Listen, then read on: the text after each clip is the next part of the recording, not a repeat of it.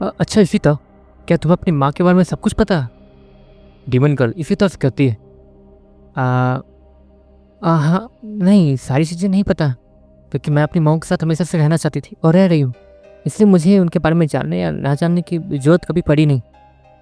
Ishita demon girl से कहती है, फिर भी क्या जानती हो? क्योंकि तुम्हारी मॉम यहाँ पर इतनी सारी चीज़ें करती है, दवाइयाँ बनाती है, काफ़ी सारे एक्सपेरिमेंट करती रहती है, तो उस हिसाब से तुम्हारी मॉम कुछ तो होंगी ना। डीमन गर्ल इसी तरह से कहती है और इसी तरह कुछ सोचने लगती है। मुझे ज़्यादा कुछ नहीं पता, लेकिन हाँ मेरी मॉम को, जहाँ तक मैंने सुना है, मेरी मॉम को आत्माओं के साथ खेलना आता है और तो और इंसानी शरीर भी बनाना आता है, सिर्फ दवाइयों की मदद से। असल बात यह है कि वो किसी भी चीज़ के क्लोन को बना सकती है और उसमें किसी और की आत्मा को डाल सकती है। मुझे बस इतना ही पता है। इसी तरह वो डीमन गर्ल से कहती है। डीमन गर्ल और श्योर उसकी पूरी बातें सुनते हैं और अब जाके सच में श्योर को उस औरत से बहुत ज़्यादा डर लग रहा था। पता नहीं मैं कहाँ हूँ और ये कौन सी जगह है। ये उसका स्पेस का बनाया हुआ एक जाल है जिसके अंदर मैं फंस चुका हूँ, और ये इतने सारे एक्सपेरिमेंट अजीबोगरीब मेरे पर, और मुझे इस हालत में यहाँ रखना। हाँ, क्या पता वो मेरी आत्मा निकालना चाहती हो, उससे कुछ करना चाहती होगी। पक्का पक्का चुड़ैल होगी वो। श्योर मने मने सोचता है। अचानक से वहाँ पर दरवाज़ा खुलता और इसलिए डीमन गर्ल लाइट में उतल के सीधे श्योर के नीरो कोर में चली जाती है। श्योर वो सब देख नहीं सकता था क्योंकि उसका चेहरा थोड़ा दूसरी तरफ मुड़ा हुआ था। चलो तुम बहुत ज़्यादा खेल चुकी हो, जाओ अब सो जाओ। तुम्हें कम से कम 2 दिन बाद उठना होगा ताकि तुम्हारी ये बॉडी बहुत ज़्यादा हेल्दी रहे, समझी? इशिता की मॉम उसे डांटते हुए कहती है, ठीक है माँ, आप इनका भैया का ख्याल आप रख लेंगी ना? इशिता अपनी मॉम से कहती है, हाँ मैं रख लूँगी, तुम जाओ। इशिता की मॉम इशिता से कहती है और इशिता वो तेजी से अपने रूम में चली जाती है और आखिरी बार श्योर को बाई बोलने के बाद वो अपने रूम में एंटर कर जाती है और रूम का दरवाज़ा बंद कर लेती है। श्योर वो उस तब ज़्यादा देख नहीं सकता था, लेकिन श्योर ये महसूस कर सकता था कि इशिता ने उसे बाय बाय बोला है और उसे बाय किया और वो उस दरवाजे के अंदर चली गई। श्योर उसके चेहरे पे एक हाथ आता है जो कि उसके चेहरे को उसकी तरफ मोड़ने पर मजबूर कर रहा था, जो कि इसी औरत का था। जिसके बाद वो औरत वो श्योर की आंखों को अच्छे से खोलकर उसे चेक करने लगती है। लगता है दवाई असर कर रही है। वो औरत इतना कहती है और श्योर के सर के पास बैठ जाती है। श्योर को नहीं पता चल पा रहा था कि वो दवाई किस चीज़ की थी, जो कि कुछ मिनट पहले उस औरत ने ही श्योर के गले में इंजेक्ट किया था। श्योर ये देखता है कि वो औरत श्योर के सर के पास बैठने के बाद श्योर के दोनों हाथों को अपने हाथों में लेती है और अपनी आंखें बंद कर लेती है। पता नहीं ये क्या जादू करने वाली है, कब मेरी आत्मा निकालने वाली होगी और उसे खा जाएगी। श्योर मन मन सोचता है। उसे डर लग रहा था कि कहीं उसके आत्मा के साथ कुछ किया ना जाए। वैसे तो शुरुआत में श्योर को लगा था कि ये औरत उसे कुछ नहीं करेगी, वो बस यहाँ उसे संभाल के रखना चाहती है ताकि श्योर यहाँ कुछ गड़बड़ भी ना करे और बाहर वो डीमन श्योर को मार ना दे। लेकिन इससे पहले कि श्योर और भी कुछ सोच पाता, अगले ही पल श्योर को अपने सर के अंदर एक दबाव महसूस होता है और उसे अपनी आंखें बंद करनी पड़ जाती हैं। अपनी आंखें बंद करने के बाद श्योर कुछ देखता है। वो औरत श्योर के पूरे दिमाग को छान मार रही थी। श्योर के जन्म लेने से अब तक सारी चीज़ें वो देखना चाहती थी। ये क्या, ये तो मेरे दिमाग के अंदर झांक रही है। श्योर हैरानी से कहता। श्योर उसने अपनी ज़िंदगी में बहुत कुछ सहा था, इसलिए वो सारी चीज़ें महसूस और इन छोटी मोटी डिटेल्स पर ध्यान रख पा रहा था। उसके दिमाग के अंदर वो औरत किसी साये की तरह घूम रही थी और श्योर के लाइफ के स्टार्टिंग डेज को देख रही थी, जहाँ पर श्योर बहुत ज़्यादा कमज़ोर था, वो बहुत ज़्यादा स्ट्रगल कर रहा था, बहुत ज़्यादा मेहनत कर रहा था, लेकिन फिर भी उसे सफलता नहीं मिल रही थी। उसकी बहन उसे इतना प्यार करती थी लेकिन श्योर उसे प्यार नहीं करता था और भी बहुत कुछ। वो एक तरीके से अनाथ था और उसकी ज़िंदगी सच में बहुत ज़्यादा बेकार थी। जिसके बाद वो औरत जैसे ही आगे बढ़ती है ताकि श्योर के आगे की ज़िंदगी को देख सके, अगले पल वो औरत ठीक से आगे बढ़ नहीं पाती है। उससे ऐसा लगता है कि जैसे कि कोई उसे आगे बढ़ने से रोक रहा हो। श्योर भी डर रहा था कहीं वो औरत आगे ना बढ़े और श्योर उस औरत को इससे देख पा रहा था जैसे कि हमारे दिमाग के अंदर कोई ऐसी चीज़ है जो कि हमें याद है और हम अपनी आंखें बंद करके उसे याद कर सकते हैं। लेकिन वो औरत इस वक्त श्योर के दिमाग के अंदर थी, इसलिए श्योर जैसे किसी चीज़ को याद करता है वैसे ही वो औरत उसे अपने दिमाग के अंदर दिख रही थी। इसलिए श्योर उसे देख पाया था, लेकिन श्योर ये देख हैरान हो जाता है कि इतनी ताकतवर औरत वो आगे नहीं बढ़ पा रही, क्योंकि बहुत ज़्यादा खतरनाक बात थी। एक अजीब ताकत ये मुझे आगे बढ़ने से रोक रही है। मानना पड़ेगा बच्चे, तुम्हारी विल पावर सच में बहुत ज़्यादा ताकतवर हो चुकी है। इन सारी चीज़ों को सहने के बाद तुम जरूर ही बहुत ज़्यादा मेहनती बच्चे बन गए होगे और ताकतवर बने होगे। औरत इतना कहती है और आगे बढ़ने की कोशिश करती है, लेकिन वो सच में आगे नहीं बढ़ पा रही थी। श्योर भी अपनी पूरी ताकत लगा रहा था। वो एक तरीके से ऐसी कोशिश कर रहा था जैसे कि वो कुछ भुलाना चाहता हो और उस औरत को पीछे ढकेलने के लिए ऐसी फीलिंग्स का आना बहुत ज़्यादा ज़रूरी था। श्योर पूरी ताकत लगा रहा था लेटे लेटे। हाँ, तुम्हारा नाम तो मुझे पता चल चुका है, श्योर है। अच्छा नाम है, वैसे देख के अच्छा लगा कि कोई इतना ताकतवर बन सकता है इस उम्र में। मेरी बॉडी बहुत ज़्यादा ताकतवर है लेकिन मेरी विल पावर कमज़ोर। ताकतवर बनने से कुछ फ़र्क नहीं पड़ता जब तक कि हमारी सारी चीज़ें ताकतवर ना हो जाए। अब देखो, तुम्हारी विल पावर ने मुझे आगे बढ़ने से रोक दिया। बहुत ज़्यादा इंटरेस्टिंग है ये। इतना कहने के बाद वो औरत अचानक से श्योर के दिमाग से गायब हो जाती है और श्योर अपनी आंखें खोलता है जहाँ पर वो औरत श्योर के हाथों को छोड़ रही थी। तो तुम्हारी एक बहन भी है जिसके लिए तुम्हारे अंदर फीलिंग्स तो है लेकिन तुम कुछ और ही सोचते हो उसके बारे में। वैसे अगर तुम्हें जिंदा रहना तो तुम्हें अब हमेशा के लिए यहीं रहना होगा और मैं तुम पे उतना भरोसा कर नहीं सकती हूँ, इसलिए तुम्हें इसी स्टेट में हमेशा के लिए यहीं रहना होगा। वैसे मैं इस बात के लिए श्योर ही हूँ और कंफर्म हूँ कि तुम एक अच्छे लड़के हो, लेकिन मेरी नज़र में नहीं। उस दिन के बाद से सब कुछ बदल गया। अच्छे लोग कैसे होते हैं, कैसा मुखौटा पहनते हैं, वो मुझे अच्छे से पता चल चुका है। वैसे घबराओ मत, मैं और मेरी बेटी दोनों ही अमर हैं, तो एक तरीके से तुम्हारी ज़िंदगी पर हम लोग अच्छे से सेवा कर सकते हैं और तुम्हें कोई परेशानी नहीं होगी। वो औरत श्योर से कहती है, लेकिन श्योर को ये नहीं समझ रहा था कि कोई इस दुनिया में अमर कैसे हो सकता। ये तो बहुत ज़्यादा भयानक और डरावनी बात थी। श्योर, उसकी आंखों पे कन्फ्यूजन साफ झलक रही थी। उस औरत को भी ये पता चल चुका था कि श्योर सोच क्या रहा है। अगले पल उस औरत की पूरी बॉडी धीरे धीरे डार्क होने लगती है। एक तरीके से उसकी पूरी बॉडी ग्रे एंड ब्लैक में बदलने लगती है और उस औरत के आंख वो ऑरेंज हो जाते हैं, जो कि देखने में बहुत ज़्यादा डरावनी लग रही थी। वो किसी चुड़ैल से कम नहीं लग रही थी। तुम यही सोच रहे हो ना कि मैं अमर कैसी हूँ, मैंने अपनी बेटी को अमर कैसे बनाया। असल बात यह है कि मैं एक विच हूँ। विच मतलब चुड़ैल टाइन, तुम जो भी उसे कहते हो। और मेरे जैसे विच इस पूरे दुनिया में गिन के 50 से ज़्यादा नहीं होंगे, बहुत कम होते हैं। उसमें से भी सभी लोग विच को बहुत ज़्यादा अशुभ और श्रापित मानते हैं क्योंकि हम लोग अजीब चीज़ें करते हैं। लेकिन इस कबीले के महाराज ने फिर भी मुझसे शादी की, मुझे बचाया सारे कबीले वासियों से। सारे कबीले वासियों का मैंने दिल जीता और उनका नज़रिया बदल दिया। ये सारी ताकत मेरे पास बचपन से ही थी, लेकिन एक विच की तरह जन्म लेने के बाद ये हम लोग कंफर्म नहीं बता सकते थे कि ये आगे जाके हम लोग किस लेवल के बीच बनेंगे। एक तरीके से तुम जो ये सब कुछ देख रहे हो, ये मेरी मेहनत की वजह से है। अमरता का वरदान, ये भी मेरी मेहनत की वजह से है। इस घर के ऊपर लगा हुआ सील, ये भी मेरी मेहनत की वजह से है। और मेरी बेटी जो उस भयानक हादसे से बाहर आई, वो भी मेरे वजह से है। वो औरत श्योर को देखते हुए कहती है। श्योर अब भी कंफ्यूज था कि आखिर वो इसी था जिसके साथ इतना बुरा हुआ था उस महल में उस डीमन की वजह से, वो यहाँ पर कैसे आई। ऑफकोर्स श्योर सच में शॉक्ड था और सोच रहा था। जिसके बाद वो औरत श्योर को देखती है। श्योर, तुम्हें एक असली कहानी सुनाती हूँ क्योंकि अब तुम जिंदगी भर यहीं रहने वाले हो। तो इतना कहने के बाद वो श्योर के सर को पकड़ती है और उस अपने गोद पर रख लेती है और उसके सर को फैलाने लगती है किसी बच्चे की तरह ही। बहुत पुरानी बात है, 4 डीमंस आए थे, ये तो तुमने सुना होगा, लेकिन असली कहानी शायद तुम्हें पता नहीं है। उन डीमंस की वजह से बहुत कुछ खत्म हुआ था हमारा, बहुत बहुत कुछ। हाँ, महाराज ने उस सील को तो लगा दिया था, लेकिन हमारी बेटी भी अंदर कैद रह गई थी। मैं बाहर थी, मेरी बेटी अंदर। जब उस डीमन को ये पता चला तो उसने मेरी बेटी को बाहर नहीं आने दिया, उसे पकड़ लिया। उस समय उस डीमन के पास इंसानी बॉडी नहीं थी और वो चाहता था कि महाराज उसे वो चीज़ दे दे जो कि वो चाहता, लेकिन महाराज कभी भी उसे वो चीज़ नहीं देना चाहते थे, वरना पूरी दुनिया पर मुसीबत आ जाती। इसलिए पहले तो उसने मेरी बेटी को संभाल के रखा, लेकिन जैसे उसे इंसानी बॉडी मिली उसने हाँ, मेरे पति के सामने सब कुछ। मैं एक विच थी, इसलिए मेरे पास आत्मा को काबू करने की शक्ति थी। मेरे पास मेरी बेटी की एक बाल थी जिसकी मदद से मैं यहाँ पर आकर छिप कर उस डीमन को फंसा कर और अच्छे से फ्री हो जाने के बाद और बचने के बाद मैंने अपने बेटे के लिए एक शरीर बनाना शुरू किया उसके बालों से ही। और उसके पूरे शरीर को बनने में, जो कि छोटा ही था और वो छोटी थी, 1 साल लग गए। 1 साल तक वो उस जल्लाद के हाथों में थी और जिसके बाद मैंने उसकी आत्मा को उसके बॉडी से निकालने का काम शुरू किया। और उसके बाद उसकी आत्मा को वहाँ से निकाल के यहाँ लाने के बाद मैंने उसे जिंदा किया, लेकिन उसकी याददाश्त मिटा दी मैंने। उसकी याददाश्त में सिर्फ मैं और कोई नहीं, सिर्फ मैं। पुरानी यादों में उसके पास ज़्यादा कुछ नहीं है और वो जल्लादों वाली चीज़ें तो बिल्कुल भी नहीं। हम दोनों भले ही यहाँ पर फंसे हुए हैं, लेकिन मैं उसे हमेशा खुश रखना चाहती हूँ और वो हमेशा खुश रहती भी है। वो छोटी मोटी चीज़ों में ही अपनी खुशियों को ढूंढ लेती है, जो कि बहुत अच्छी चीज़ है और मैं चाहती हूँ कि वो हमेशा खुश रहे। लेकिन हम लोग जब तक यहाँ पर हैं तब तक हम लोग एक नर्क में हैं। पता नहीं बाहर क्या हो रहा होगा। तुम बाहर से आए तो, लेकिन मैं जो सील तुम्हारे पास इस्तेमाल की है मैं उसे हटा नहीं सकती हूँ।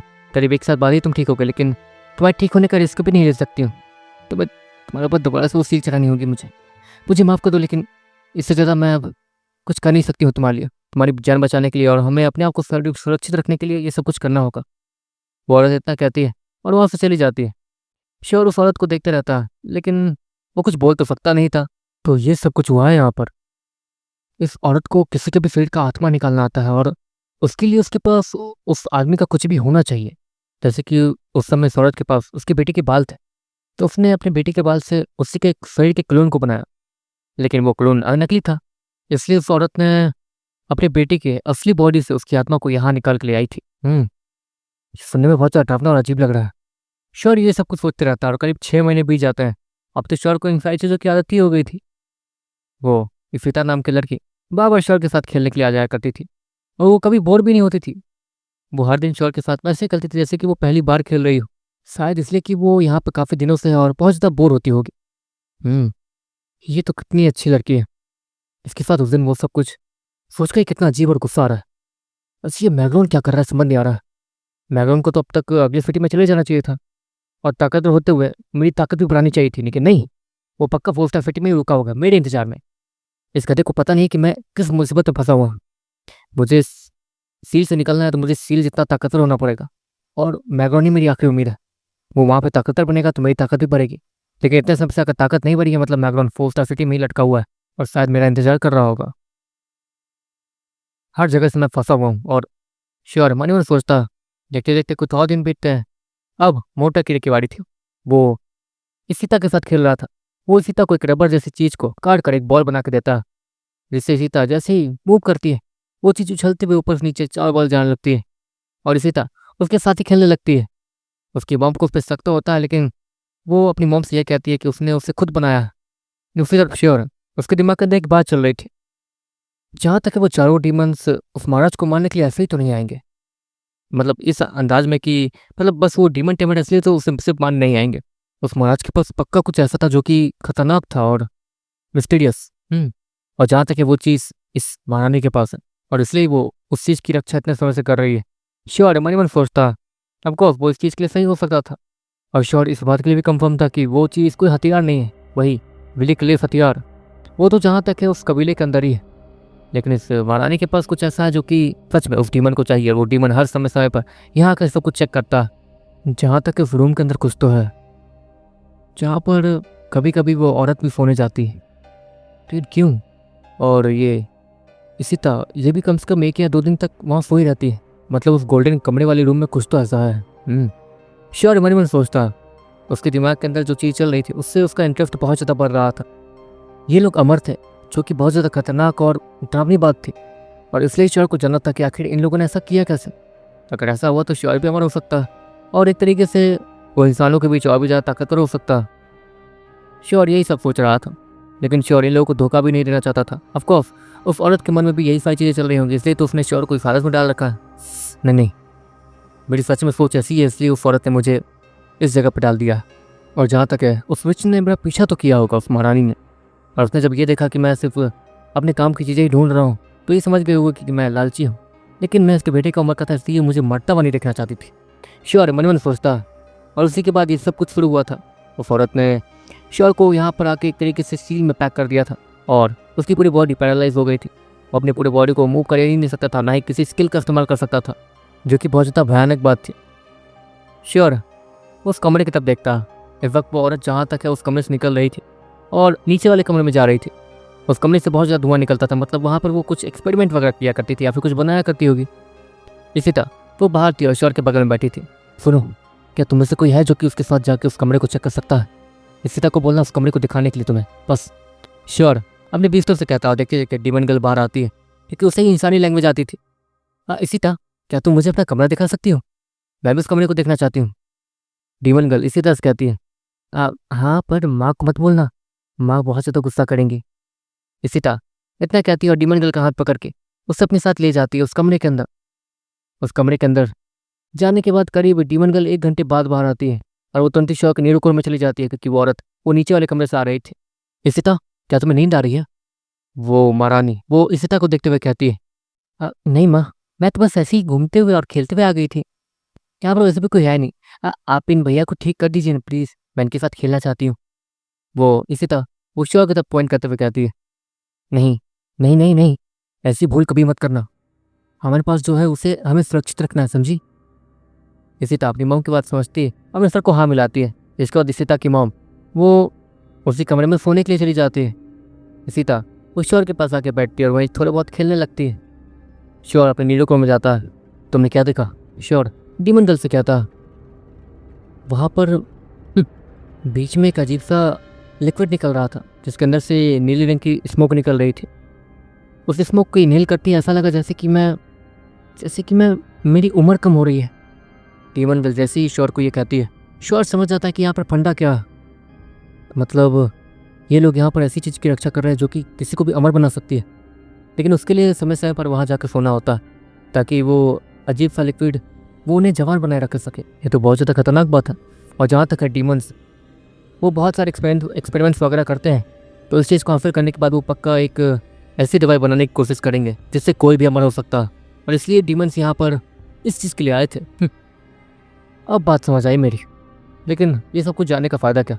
मैं तो यहाँ सर श्योर मन मन सोचता, ऑफकोर्स इतना सब कुछ पता चलने के बावजूद श्योर यहाँ मरने वाला था एक तरीके से, बूढ़ा होकर।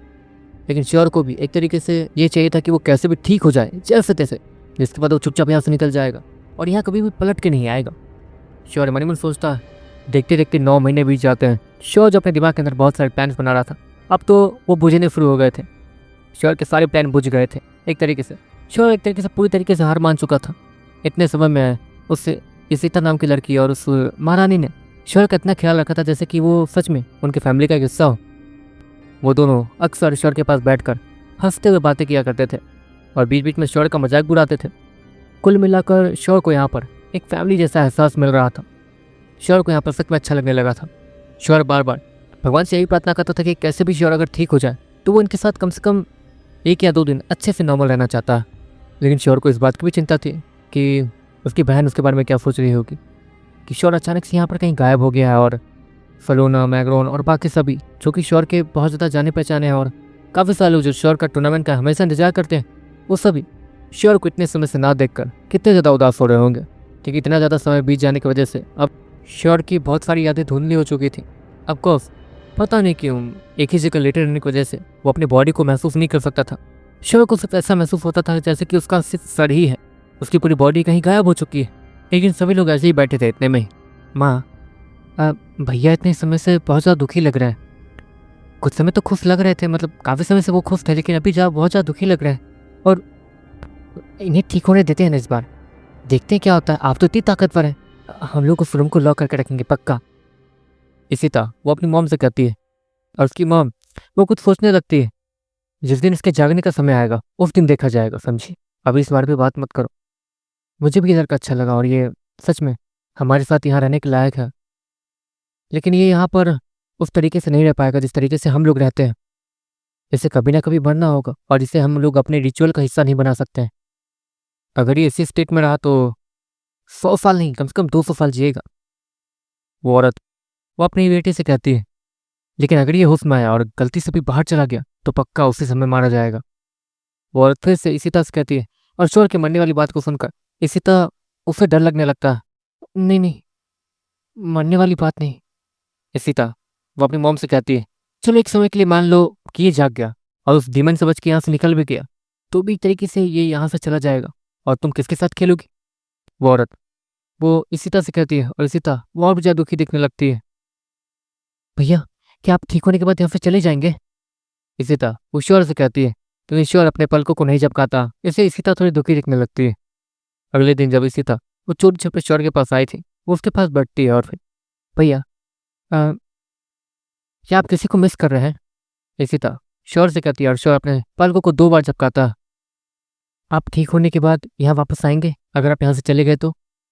इशिता श्योर से कहती है और श्योर फिर से अपने पलकों को 2 बार झपकाता। मैं जानती थी मैं आपके ठीक होने में आपकी पूरी मदद करूंगी। आप जब ठीक हो जाइएगा तो यहाँ से चले जाइएगा। जैसे मैं अपने भैया पापा सबको मिस करती हूँ, वैसे आप भी तो किसी को मिस करते होंगे और आपको मिस करने वाले भी हैं इस दुनिया में, इसलिए आपको यहाँ से चले जाना चाहिए। आप फालतू में ही मेरे और मेरी मॉम की वजह से यहाँ फंस गए हैं। इसी श्योर से कहती है, मतलब इस लड़की के अंदर थोड़ा दिमाग तो है कि उसे भी मैं ठीक हो जाऊँ और ये लड़की मेरी उसमें मदद कर दे तो बाकी चीज़ तो मैं संभाल ही लूँगा। श्योर मन ही मन सोचता, ऑफकोर्स उसने इतने समय में ऐसा से प्लान बना रखे थे यहाँ से निकलने की। किशोर आसानी से यहाँ से निकल सकता था उस डीमन को चकमा दे के। चलो गाइस, आज